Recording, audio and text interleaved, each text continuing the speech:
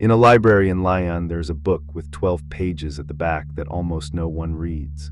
The book itself is a New Testament, copied by hand in a language that is not Latin. At the end, after the last gospel, someone added 12 more folios in a different hand. Those 12 folios are the only surviving text of their kind. They contain a ritual, and inside that ritual is a version of the Lord's Prayer in which one word is not the word everyone else uses, not a mistranslation. Not a scribe's slip, a deliberate choice made by people who were being hunted for making it, and the word they changed is the one about bread. Hold on to that. We are going to read the line. The manuscript sits in the municipal library of Lyon, catalogued as Palais des Arts 36.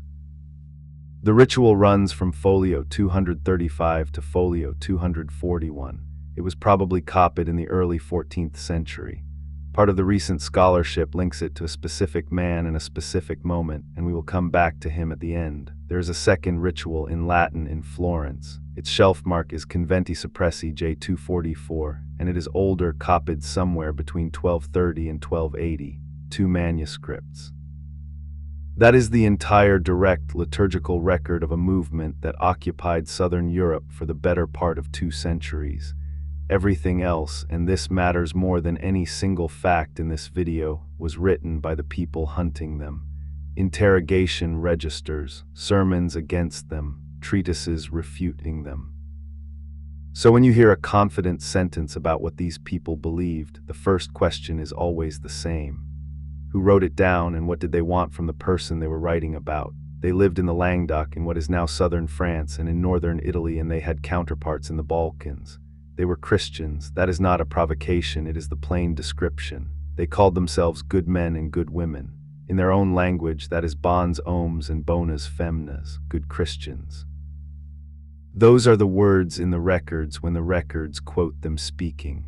Their reading of the world had one structural difference from the church around them, and everything else follows from it. They held that matter is not the work of the good God. The tradition they belonged to described a second power, responsible for the visible world, for stone, for flesh, for weather, for the body you are sitting in. From that one move, the rest of their practice becomes predictable rather than exotic. They refuse to swear oaths because an oath binds a spirit using a worldly instrument. They refused to kill, and they extended that refusal to animals. Their teachers ate no meat. A reader who was told these were mysterious rules can now derive every one of them from a single premise. That is usually the sign you have found the actual premise. Hold on to that, because it is what makes the prayer strange. For these people, the material world was not a gift from God, it was the problem. And now ask yourself what happens to a prayer that asks God for bread. They had one sacrament, it was called the consolamentum. There was no water in it. Water baptism was refused on the reasoning you just heard. You do not wash a spirit with a substance from the world you are trying to leave. What there was instead, the laying on of hands and the book of the Gospels placed physically on the head of the person being received. That is the part most people have heard of. Here is the part they have not. The rite has 2 halves, and the laying on of hands is the second one. The first half is a prayer. Before anyone's hands touch anyone's head, the candidate is given the Lord's Prayer, given formally, as an object is given. We will get to how that transfer worked, because it is the strangest thing in the whole document. First, the word. In the Greek of the Gospel of Matthew, the bread petition contains a word that appears nowhere else.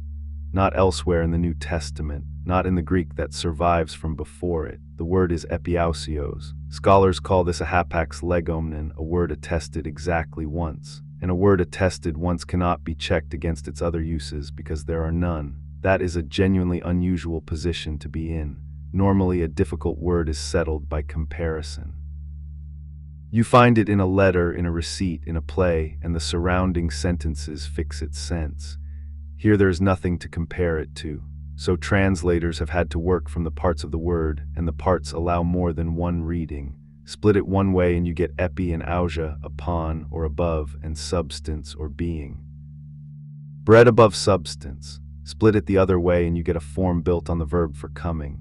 bread for the day that is coming, tomorrow's bread asked for today. Both readings are defensible from the Greek. That is not a scandal, it is an ordinary problem in translation. What is unusual is what happened next. The early Latin translations, the versions that circulated before the standard one, rendered it quotidianum, daily, our daily bread. That is the line the entire Western world inherited. Then Jerome sat down to produce the translation that became the Vulgate, and here is the detail that almost nobody mentions. In Matthew chapter 6, verse 11, he did not write quotidianum. He built a new Latin word that had not existed before, supersubstantialem, bread that is above substance. And in Luke chapter 11, verse 3, the same prayer, the same Greek word, he wrote quotidianum.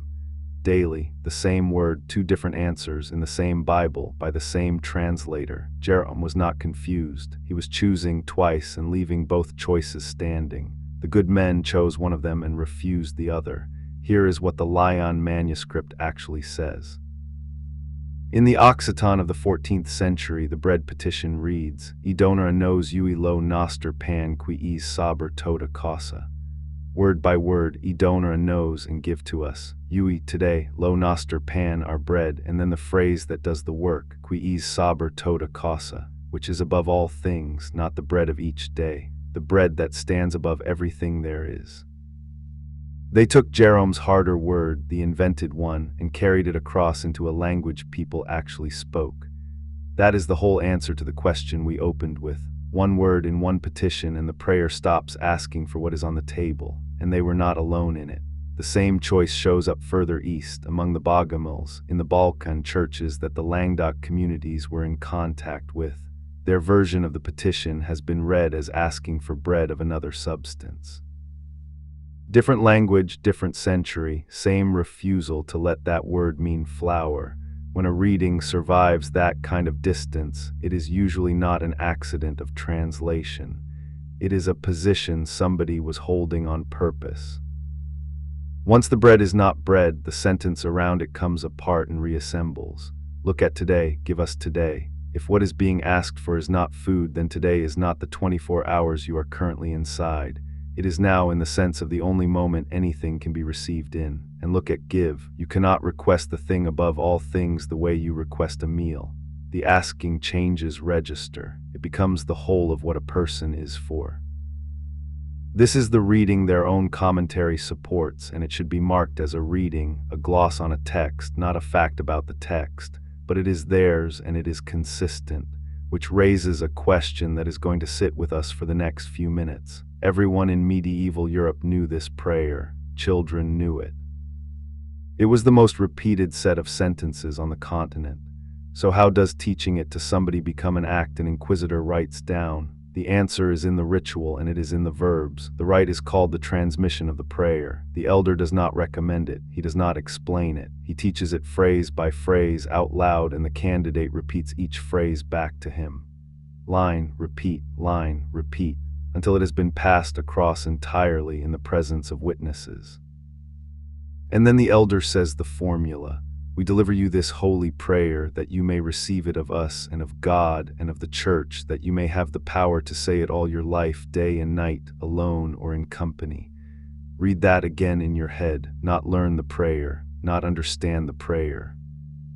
That you may have the power to say it, which means that before the rite you did not have that power. The words were available to you, everyone knew them, but saying them in the sense that mattered here was not something you were entitled to do. Think about what kind of thing that makes a prayer, not a text, a permission. And permissions can be granted, which means they can also be withheld and lost. That is why the ritual that survives hands out one prayer and only one. A believer who had not received it stood outside the whole arrangement, near it, sympathetic to it, sometimes sheltering it in their house, but not inside it. The ritual also sets out how it is to be said afterward, and the pattern is precise. That text prescribes the prayer once aloud, then repeated in silence. Whether every community everywhere followed that count, we do not know. One manuscript is not a census, and there were obligations attached. The one who received the prayer was to say it before eating or drinking. Forgetting it carried a penance. The ritual sets that out plainly. There was also a gesture, the meliramentum. The believer kneels, bows 3 times to the ground, and asks, "Bless me, Lord, and pray for me." Now put yourself on the other side of the table. You are an inquisitor. Your work is to identify a network. You cannot confiscate a prayer. It has no mass. It does not burn. It fits inside a head, and heads walk through checkpoints. You cannot even prosecute the text. The text is orthodox. It is the prayer in the gospel, quoted in court, and you have quoted scripture. But the transmission that you can prosecute, because the transmission has a shape. Someone gave it. Someone received it. Others watched. There is a date, a room, and a list of names. That is why the registers ask the questions they ask, not what do you believe, who laid hands on you, and who was present, and where and when. The prayer itself was never the evidence. The act of handing it over was.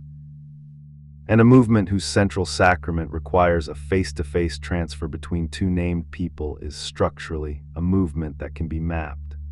That is the answer to the question from a few minutes ago, and it is not a mystical one. It is administrative, and it has a consequence that reaches all the way to us.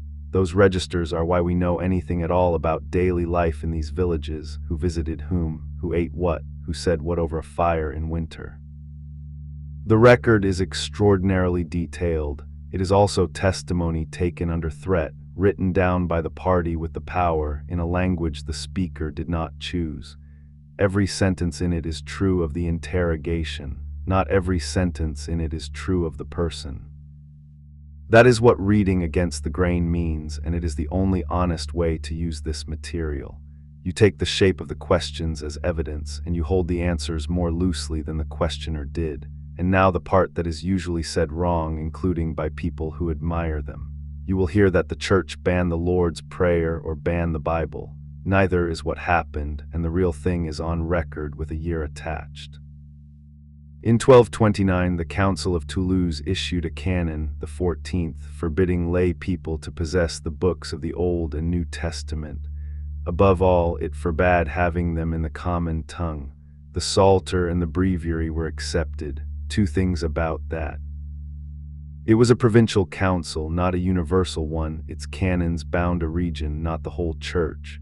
And it says nothing about praying. It is about who is allowed to own the text, which tells you exactly what the Lyon manuscript is. It is a New Testament in the language ordinary people spoke, with a heretical ritual sewn into the back of it. It is the object the canon describes, and it survived anyway. The pressure that produced that canon had been building for a long time, and it did not end with paperwork. Heretics were reported at Cologne in 1143. In 1167, a gathering at St. Felix drew local leaders and a bishop named Nistas from the Balkan churches. In January of 1208, a papal legate named Pierre de Castelnau was murdered. The crusade was launched the following year. Béziers fell on the 22nd of July, 1209. The Fourth Lateran Council met in 1215. The war was formally closed by the Treaty of Paris in 1229, the same year as that canon. Montségur was besieged from May of 1243 until March of 1244. On the 16th of March, more than 200 of the good men and good women were burned below the fortress. They did not stop there. Père Audier led a revival and was executed at Toulouse in April of 1310. Guillaume Bailly-Bast, the last perfect known in the Languedoc, was executed in the autumn of 1321. And the manuscript in Lyon may well be a book of that last generation, copied while the thing it described was being extinguished. Which brings us to the word this video has avoided for 15 minutes, Cathar. You will read everywhere that it comes from the Greek Catharos, meaning pure, that they called themselves the pure ones. Take that carefully because it fails on 3 separate counts. First, the word is an outsider's label.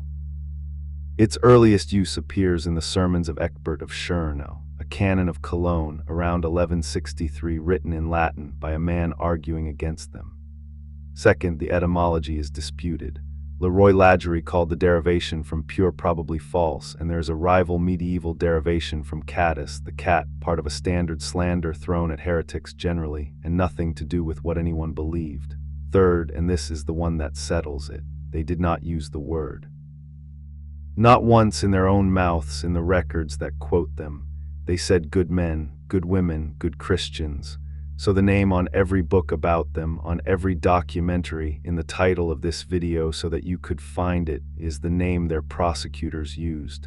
That is worth sitting with. Strip away what has accumulated and the record is very small. There is no buried treasure of Montségur. There is no Templar connection, no Grail, no chamber of hidden books. Those are 19th and 20th century editions, and they have no medieval document behind them. What there is, 2 ritual manuscripts, one in Occitan and one in Latin, a quantity of hostile testimony, useful if you read it against the grain, and one line about bread. They asked for the bread that is above all things. They asked for it before eating and before drinking, day and night, alone or in company. And they could only ask because someone had knelt in a room and handed the words across to them, one phrase at a time. The right has a second half, the hands and the book laid on the head. That is the consolamentum, and it is the next video. 12 folios at the back of a book, and a prayer that had to be given from hand to hand in order to exist. It is very little. It is also everything they chose to carry.